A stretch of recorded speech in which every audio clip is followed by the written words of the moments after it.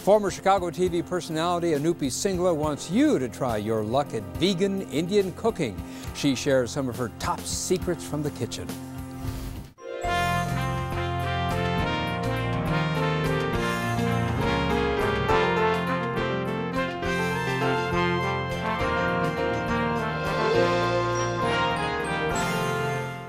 2 years ago, her book on Indian cooking climbed the charts to become the #1 Indian cookbook in the country. And since then, Chicagoan Anupy Singla has not slowed down. Her mission? To revolutionize the way Americans experience Indian food. The former TV reporter turned stay-at-home mom turned food blogger has a new book. It's called Vegan Indian Cooking, 140 simple and healthy vegan recipes. Anupy is with us to share secrets and stories from the kitchen. Thanks for being here. Thanks for having me. I appreciate it. So, but let's dial back through your past, which is you worked for CLTV. You worked for WGN as a reporter and loved reporting, right? Oh yeah, still do. And so why the switch? What made the switch for you? Well, you'll remember the story of that Southwest airline jet that went off the runway and sadly killed the 6-year-old boy. I was on that story right around Christmas a few years back and was one of the first on the story that morning. Had a great news day, covered it for CLTV, some of our affiliates, was on CNN with the story, KTLA, but I had 2 little girls at home. My husband's a consultant who travels Monday through Thursday or Friday. Came home and they were eating this soggy yellow broccoli. And it was just this aha moment for me. And again, it's a very personal decision. I don't say everyone's going to feel this, but I felt like, look, when I was raised, my mom worked and provided us with really great Indian food every day. And I feel like every kid's legacy should be good, healthy food. And I had to make a decision. And the decision was just to take a break from the reporting just for a little bit to catch my breath and see if I could blog and cook every Indian recipe I grew up with and feed it to them, see if they would eat it. One of the interesting things in your cookbook and what you say is that your generation was raised by mothers who were worried their daughters would stay in the kitchen and not go on to rich, full professional lives. Was your mother saying, no, no, no, don't do this, Anupy, not in the kitchen, go become a brain surgeon?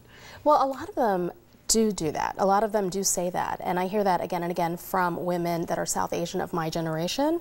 And my mom at the time, I have to say, through the years, did not give me my first cooking lesson. It was my grandfather on my father's side who gave me my first cooking lesson at age 10. My mom before that had never said, Anupy, come into the kitchen. She always said, go study. Go make sure you get straight A's, go do this, go that with school and work eventually. And so she wasn't the one pushing me to come into the kitchen, but when I did, I kind of rediscovered myself and became empowered because now I enjoyed being in the kitchen. I wasn't forced to do it and really am enjoying the journey. Your favorite recipe in this new book? Well, you know, I have so many favorites. It's hard to pick just the one, but one that I do love is the chickpea popper recipe, because it's such a fun recipe where it mixes all my different elements of my personality. It was one that a fellow mom had told me about at school, and I never thought to make chickpeas this way. I'd always been ingrained that with Indian chickpeas, you've got sauce, you've got a lot of broth, you've got all of that. I never thought to make it in the oven. And it's a recipe that also taps into my healthier side of cooking and my philosophy on health. It uses, instead of canned chickpeas, a slow cooker to make your chickpeas from dried beans. And so it taps into all these different elements. And then it's kind of a crunchy thing you eat with your hands? It is, and kids love it. My kids love it when I make them. They eat them all up. I put them in the lunch boxes. And so it's a fun, kid-friendly recipe that adults will love too, adding into their salads or in their soups, but it's something that kids love too. Now, tell me about, is it matar paneer? Matar paneer. Matar paneer, what is that? Well, matar means peas in Hindi, and paneer is homemade cheese. And so it's a recipe that I grew up eating. It's my husband's favorite recipe. It took me 13 years, Carol, of marriage to feel like I actually overcame and could make this recipe successfully because my mother-in-law and my mother do such a great job with it. But what I did was, for the vegan aspect of the book, I swapped out the homemade cheese, the paneer, and used tofu instead and developed a way to bake the tofu and make it actually taste really good and pass my husband's strict, very high standards. Now, your husband is not a vegan. He is a meat eater, right? Yes. And so how does one, is this a kind of crusade for you, or is this something different than that? It's very different. When the first book did well, my publisher came to me and said, Anupy, what's the second book? Which is nice, you know, to have that happen, first of all. And I said, well, how about a vegan book? And he goes, well, how about a meat book? And I said, well, how about a vegan book? And he goes, Anupy, are you vegan? I go, pretty much, and I have been for 15 years, but I don't really talk about it because I don't feel like I need to influence anyone else with food, and that's what the first chapter says. It's not a book where I'm on a mission to make you vegan. I'm on a mission just to share these amazing recipes and swap outs. And if you say one day don't like the paneer, swap in your chicken, swap in your beef, swap in your lamb. It's okay. I won't be offended or feel bad about it. You have before you all sorts of spices. I wish people could smell this. For a lot of people, I think, thinking of Indian food, if they've never cooked it, it's intimidating because they're not necessarily the spices that you keep in your cabinet. Will you give us a little short course? Sure, absolutely. So we've got turmeric, the bright yellow here, garam masala. Garam means warm, masala means a mixture of spices. We've got cumin seed, some green cardamom, some black cardamom, which is not a spice that is usually known in the West, but we use it a lot in Eastern cooking. Cinnamon sticks and cloves as well. Now the beauty of these spices is not just that they add flavor, but the element that Americans are now learning is that they also add health benefits to all of your cooking.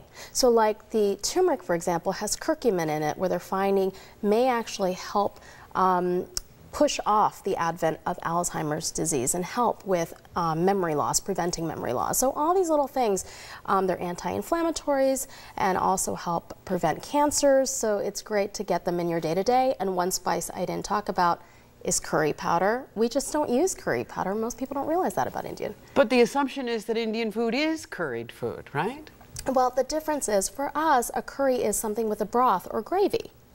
And for the West, because when the British took Indian food back in the 1800s back to England, they started to cook authentically, but then they deviated and started to make shortcuts. And the shortcut was a spice component that tasted like the Indian food they had in the subcontinent. And that became curry powder. But we don't do that. We actually take oils, put our whole spices in there, let them fry up a tiny bit, let their essential oils be released, and we know how to gauge their heat levels and how, you know, which spices will burn faster, and add them in as we go. One of the things that you have said is your idea of a dream job used to be being a war correspondent. Is there still a part of you that harkens to, I'm going to get back on the street, I'm going to start reporting again? You know, I want to do that. I tell my kids every other day when I watch CNN, I'm always salivating a little bit. Only because, and I joke about it, but it really is because I love telling people stories, and I feel like I would be really good in a situation like that. However, I don't believe that I can build a company, build a brand, and be on television as a reporter. And now you're thinking, or you're in the process of doing a television show for the cooking, right? Yes, I am. But we can't say where or how because the deal isn't sealed, is that correct? That's correct. You know how TV works. Unless you sign on the dotted line, there's no deal yet. So we're waiting, and I'm waiting by my phone constantly. It could happen today, it could happen a week from now, but I'm hoping that it will happen. And it'll be staged in India? No, it's something that we will take from here. We'll be based in a kitchen in the States, and we'll go to India, and we'll have food journeys in India, and we'll bring it all back, and we'll show you how to take it and translate it so that Americans in America can enjoy those dishes. It sounds fascinating and very exciting. Well, congratulations on your great success with this. Thank and you. I will, though I'm not a vegan, I have to confess, I'm more in your husband's camp on this. It's okay. There's some wonderful recipes. Thanks. Anupy Singla, again, the book is Vegan Indian Cooking. You can view some of Anupy Singla's favorite recipes from the book on our website. There's more to Chicago Tonight to come, so stick around.